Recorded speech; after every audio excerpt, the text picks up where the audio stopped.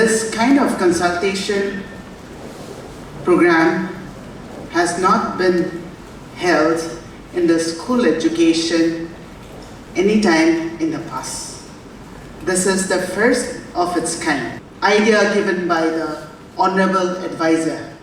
It was his brainchild that we have a consultation program like this with the district officers, with the block officers, and with the state officers, so that we get to know the problems, the challenges faced by each of us, and also the good practices. Wanted to give you all a short introduction on the project. So this is the current situation in Nagaland. We are among the bottom 5 states in India in enrollment rate, retention rate, and rates of transition from elementary to secondary level.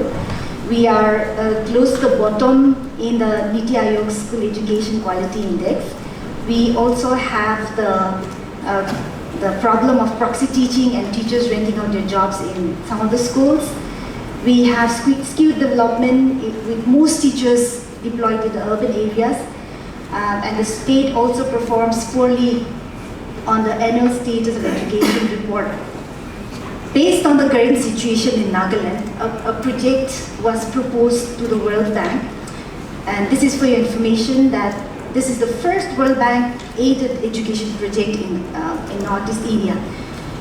So the World Bank project, which is called the Nagaland Education Project, the Lighthouse Nectar, it's a very long name. There are 2 main objectives. One is to enhance the governance of schools across the states, and the other is to improve teaching practices and learning environments in selected school complexes. So based on these 2 project objectives, we have 3 components. One is the improving system and school management. Under this, we have the EMIS, which is data management. We are hoping that we will be able to collect data, manage data better so that we can have better planning in school education. Then we have the teacher attendance monitoring system, where we're also looking at the possibility of having facial recognition software which will be geotagged with time and location stamp, so that we ensure that our teachers are in the schools. We understand that several districts don't have a DEO, a full-time DEO at this point in time. In several cases, senior SDOs and SDOs are holding charge of DEO. So we sort of wanted to give you a brief refresher on the broad roles and responsibilities of all of you as district level officers representing the department and working in tandem with various stakeholders at the district. So I think, if I were to sort of talk about the broad themes or broad contours of your role and responsibilities, there's several sets of stakeholders that you would interact with on a daily basis. First is your office establishment itself. The hierarchy at the district level, your subordinates at the district. Then you have the directorate, whom you'll be directly interfacing with, of course, and the department itself at large through the directorate. Then you have the schools, all the schools functioning under your jurisdiction. And the other set of stakeholders, the community, the district administration, the various departments you'll be interacting with and working alongside on a daily basis. Broadly, the entire gamut of roles, the activities that happen within the education space in the district would be under your purview. The educational and administrative activities of each and every school under your jurisdiction. So that's your responsibility, as you'd be representing the department at the district level. You'd be working with the directorate, all the officers, the senior SDOs, the SDOs, and the entire the hierarchy at the district level. So the ultimate objective for us, the end goal, so to say, is to ensure that the schools are run in the most efficient manner possible, ensuring that they have the resources to deliver what they're supposed to do, deliver instructions to the kids, depending on whether they're a GPS or a GMS or a GHS. Samagra Shiksha. So Samagra Shiksha in general, it's an integrated scheme which looks at the holistic development of a child. Just academic. This has come about with a lot of research that has gone down with the education scientists, and then so many stakeholders were involved in developing this kind of holistic education system. So I also studied in a government school.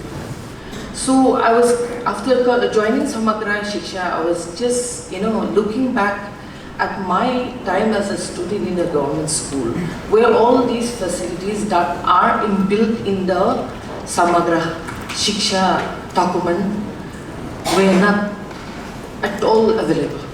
Okay, so ours was like, I came from a generation where only the rote memorization was there, just the classroom and that's it. And you go home and then you have a short study hour, that's all. But now this Samagra Shiksha, it's a wonderful scheme actually, which looks at a very holistic development of a child. All of you, now you are already in a very senior level, having, occupying very important chair where, you can implement things with innovations, because all of us, all of you, you have had that experience in the classroom.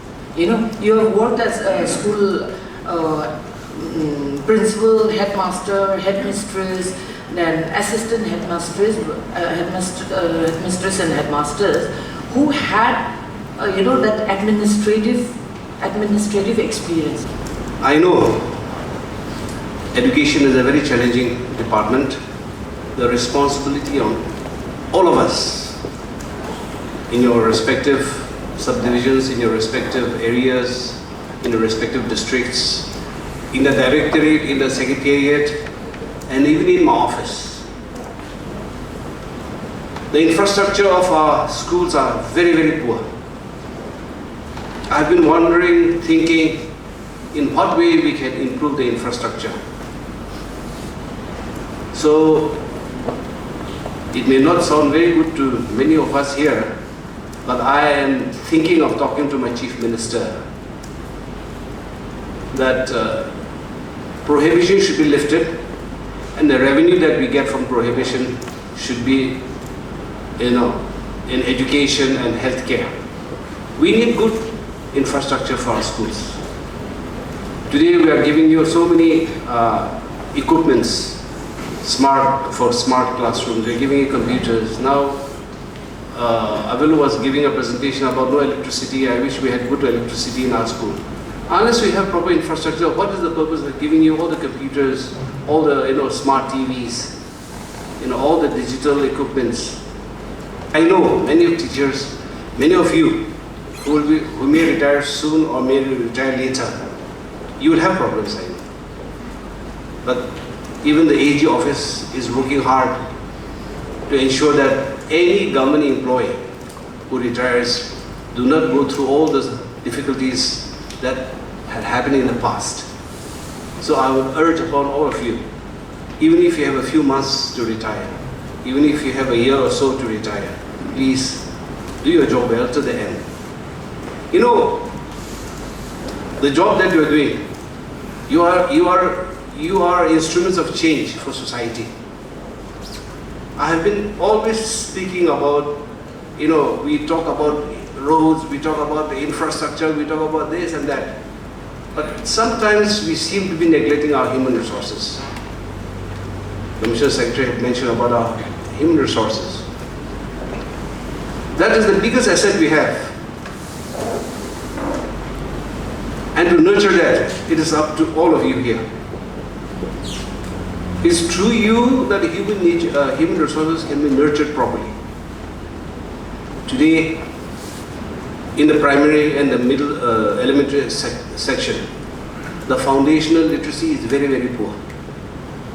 That's why the results in the secondary, the performance in the secondary level is very, very disheartening. My observation is that there's a lack of coordination between the district coordinators under Samagra and my DUs. There's a lack of coordination between the EBRC coordinators and the SDUs. These needs, DO is the head of the district. So at least, even if you are, in a capacity to have so much information, unless you share with the DEOs, you have so much information in your subdivisions as an EBRC coordinator, but unless you share it with your SDOs, unless there's a connect between the two of you, we get all the information from various sources and we don't find which is correct. Politicians like me will come and go away. But you guys are the ones who are nurturing the future. You are nurturing the type of leaders that will, look after your children, neglecting what actually is our responsibility. We talk about very high literacy rate of our state. But see, what is the society today? Why are elections so expensive? Why genuine people who have concern for the society, for the future of Nagaland, are not able to voice in a political platform? It is because of people like us who have created this generation. So now, a very big responsibility is in your hands, my dear friends here. Observing the latest figure that I got of the department, we have 7 DEOs shortage, but if we are to include the new districts, it will be more than that. We have 4 joint director vacancies there. We have 3 senior SDO vacancy. We have 6 deputy director vacancy. We have 7 SDO vacancy. We have 3 ADO vacancy. And we have 131 headmaster, assistant headmaster vacancy. The other day, you all must have read, the Graduate Teachers Association had given a press statement saying to give them one-time, promotion. But promotion just doesn't come like that. Maybe as a teacher, that's a different matter. But when you're going to become an assistant headmaster or a headmaster, your uppers has to be up to date. Whenever transfer orders are issued, comply, because that's the government's directive. And if you have any issues, write to the directorate immediately, and the matter will be examined. If there's excess teachers, if there's shortage of teachers, we will look into it.